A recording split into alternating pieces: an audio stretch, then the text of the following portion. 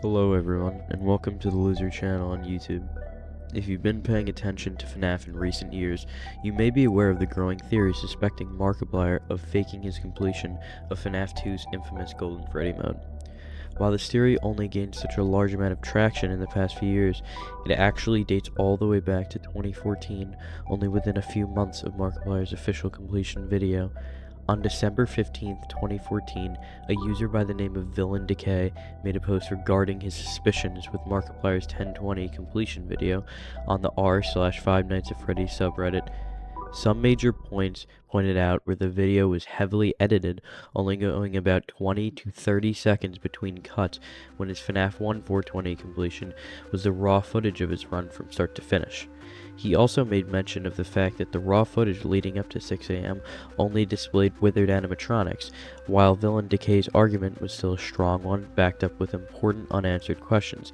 His final piece of evidence was what really pulled this theory together. When beating FNAF 1's max mode 420, players were awarded with a third star. However, unlike the first game, beating FNAF 2's Golden Freddy actually does not award a player with a third star.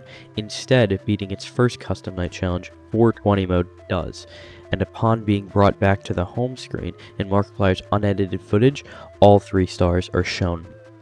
While this rather well thought out and intricate theory would go unnoticed in mass media for many years, in 2024, a little short of 10 years later, the Bones5, an up-and-coming FNAF content creator, would upload an iceberg video dedicating a sizable portion of the video to go in depth discussing both sides of the argument, trying his best to give a definitive answer to whether Markiplier cheated or not.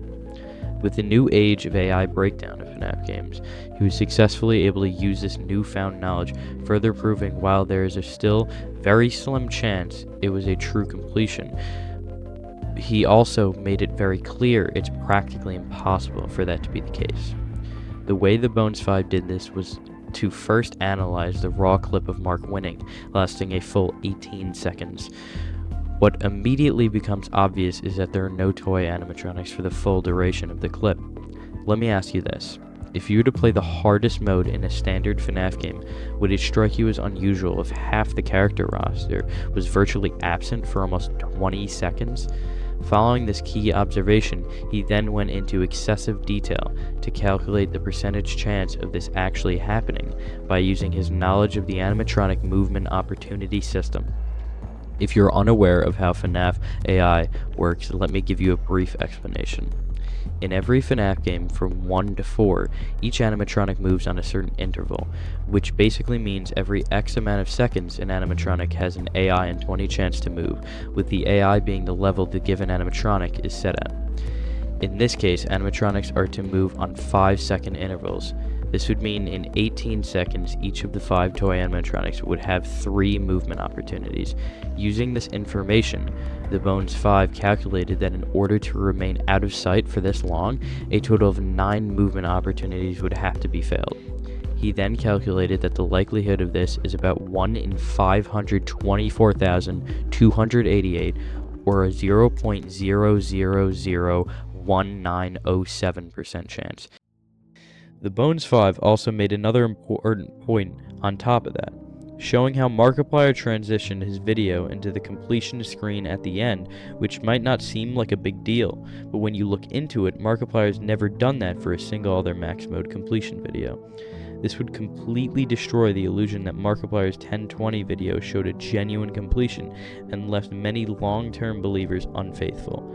As a result of this video, the theory concerning Markiplier and his Golden Freddy mode completion sparked a decent amount of attention throughout YouTube and caused a handful of different creators to upload short-form content going over the whole situation and giving their opinions as to what happened, both using previously provided info from the Bones5 as well as observations on parts of the footage that may have seemed particularly suspicious. Some being the minimal amount of vent sounds or the intriguing lack of Balloon Boy voice lines in the final clip of his completion. While each of these videos touching on the main point of contention may have brought different thoughts and evidence to the table, they all come to the same conclusion. Markiplier did in fact cheat on Five Nights at Freddy's 2's infamous Golden Freddy mode. Thank you for watching this video where we took a deep dive into an old and intricate theory, gathering the data needed to answer this ongoing controversial question. I hope you enjoyed it, and I would love to hear feedback in the comments.